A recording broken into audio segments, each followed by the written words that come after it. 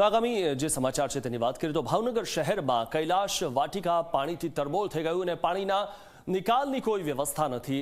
કૈલાશ વાટિકા ગાર્ડનમાં અડધાથી 1 ફૂટ સુધીના પાણી ભરાયા છે। કરોડોનો ખર્ચ કરવા છતાં પણ પાણીનો નિકાલ ન થતા ભારે હાલાકી થઈ રહી છે। કોઈ પણ વસ્તુ બનાવવામાં આવે તો છે, પરંતુ તેનો કેવી રીતે પાણીનો નિકાલ ત્યાં થશે તેની જે સ્થિતિ છે તે જોવા નથી મળતી। અને સૌથી મહત્વની વાત એ છે કે આ રીતે કરોડોનો ખર્ચ કરવા છતાં પણ પાણીનો નિકાલ ન થતા કરોડો રૂપિયા પાણીમાં ગયા છે। ભાવનગર જિલ્લામાં છેલ્લા 2 દિવસથી વરસાદી માહોલ છે એ જોવા મળી રહ્યો છે। ખાસ કરીને ગઈકાલે ભાવનગર જિલ્લાના મહુવા અને જેસર પંથકની અંદર ધોધમાર વરસાદ વરસ્યો હતો। આમ ગણીએ તો મહુવાની અંદર જે રીતના વરસાદ વરસી રહ્યો છે, કુલ 11 ઇંચ કરતા વધુ વરસાદ છે એ ખાબકી ચૂક્યો છે। જ્યારે જિલ્લાના જે અન્ય તાલુકા છે તેની અંદર પણ સારો એવો વરસાદ થયો છે। ભાવનગરની વાત કરીએ તો ભાવનગર શહેરની અંદર પણ જોરદાર વરસાદ છે રાત્રિ દરમિયાન નોંધાયો હતો।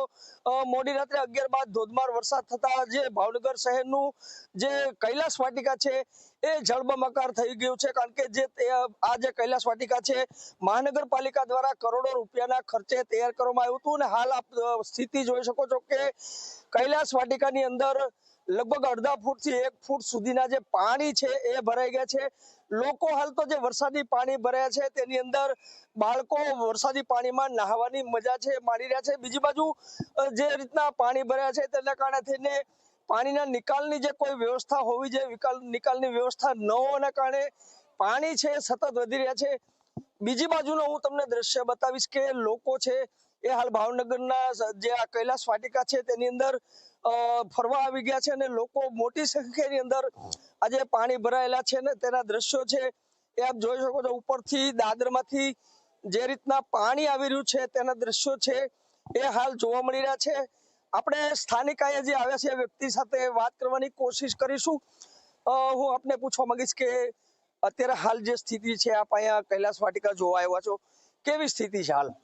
2 દિવસથી અહીંયા વરસાદ જાવી રહ્યો છે અને બોતળાવ અત્યારે બીજી વાર ઓવરફ્લો થઈ ગયું છે, બરોબર છે। પાણી પાટિયા ઉપરથી જાય જ છે અને અહીં ફરવા આવ્યા છે, છોકરાઓને મજા આવે છે અહીંયા અને આનંદ કરીએ છીએ। પણ જો કૈલાશ વાટિકામાં 50% ઉપર પાણી ભરાઈ ગયું છે, આટલું ડેવલપ કરવા છતાં પણ પાણી ભરાઈ ગયું છે અંદર અને આટલો વિસ્તાર જ ખાલી છે અત્યારે, બરોબર છે। જોઈએ તો જે રીતના ભાવનગર શહેરના જે મહાનગરપાલિકા દ્વારા કરોડો રૂપિયાના ખર્ચે આ જે ગાર્ડન છે તૈયાર કરવામાં આવ્યું છે, પરંતુ પાણીના નિકાલની વ્યવસ્થા ન હોય એવું આપને નથી લાગતું? પાણીની વ્યવસ્થા છે જ નહીં। આ બાજુ બધું પાણી અત્યારે કૈલાશ વાટિકામાં આવે છે, પણ ત્યાં થઈને પછી બધું બહાર પાણી જાય છે। અત્યારે જોવો તમે પાણી બધું કૈલાશ વાટિકામાં જ ભર્યું છે અને આટલો વિસ્તાર જ ખાલી છે, તમને દેખાય। અને આટલો ખર્ચો કરવા છતાં પણ બગીચામાં પાણી એટલું છે અંદર અને બીજે બધેથી પાણી નીકળે છે વચ્ચે પાળામાંથી ને બધેથી। ખર્ચો કર્યો પણ એવું ઓલું કર્યું નથી લોકોએ। તો લોકો પણ કર્યા છે કે જે રીતના કરોડો રૂપિયાનો ખર્ચ કરવામાં આવ્યો છે તે છતાં જે પાણીના નિકાલની જે વ્યવસ્થા હોવી જોઈએ તે નથી। હું આપને ફરીવાર બતાવવાનો પ્રયાસ કરીશ કે જે આજે કૈલાશ વાટિકાના જે દ્રશ્યો છે, અહીંથી ઉપર ગૌરીશંકર સરોવર છે એ બાજુ જઈ શકાય એ પ્રમાણેની જે વ્યવસ્થા છે એ કરવામાં આવી છે, પરંતુ તંત્ર દ્વારા જે રીતના ગાર્ડનનું જે ડેવલપમેન્ટ કરવામાં આવ્યું છે, પરંતુ જે પાણીના નિકાલની જે વ્યવસ્થા હોવી જોઈએ તે વ્યવસ્થા નહીં કરવાના કારણે થઈને આજે કૈલાશ વાટિકા આખું ગાર્ડન છે પાણીથી તરબોળ બન્યું છે અને લોકો છે એની અંદર નાહવાની મજા માણી રહ્યા છે। નવનીત દલવાડી, જી મીડિયા, ભાવનગર।